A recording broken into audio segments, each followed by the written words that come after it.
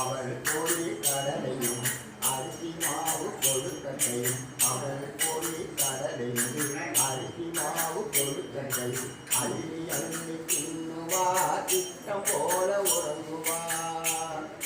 கலியுகத்தின் விந்தைகளை காண வேண்டி அனுதினம் கலியுகத்தின் விந்தைகளை காண வேண்டி அனுதினம் எதிரின் மீது ஏறியே